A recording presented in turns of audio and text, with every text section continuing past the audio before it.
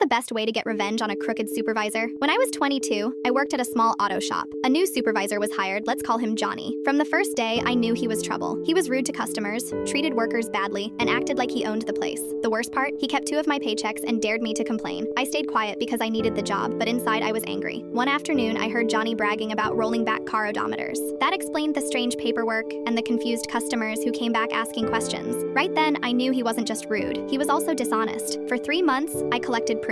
I saved fake bills, shady titles, and strange receipts. At home, I wrote down dates, names, and even some of the things Johnny said. I wanted to make sure I had enough evidence to bring him down. One day, something happened that showed how cruel he really was. A poor man came into the shop asking if anyone could spare some change for food. Most of us felt bad for him, but Johnny lost his temper. He yelled at the man, pushed him out, and treated him terribly until a couple of us stopped it. I will never forget the look of fear on that man's face, or the smirk on Johnny's. That was the day I decided I had to stop him. Not long after that, Johnny let me go without paying what he owed. He smirked as he did it, like he had won, but I wasn't worried. I had a plan. The real owner of the shop was a good man. He worked from another office, but sometimes he came by with snacks or pizza for the workers. I respected him, and I knew he had no idea what Johnny was doing. I went to the owner and gave him a folder with all the proof I had collected. I told him everything: how Johnny treated us, how he tricked customers, how he kept my pay, and even how he treated that poor man. The owner's face went pale. He promised me I'd get my job back, but asked for time to investigate. 2 weeks later, he called me and told me to come to the shop. When I arrived, all the workers were standing around. The owner put his hand on my shoulder and said, "This is your new manager." I couldn't believe it. Johnny's face turned red. He tried to speak, but the owner grabbed him by the collar, guided him to the door, and said, "There is no place for you here." Johnny walked out quietly like a dog with his tail between his legs.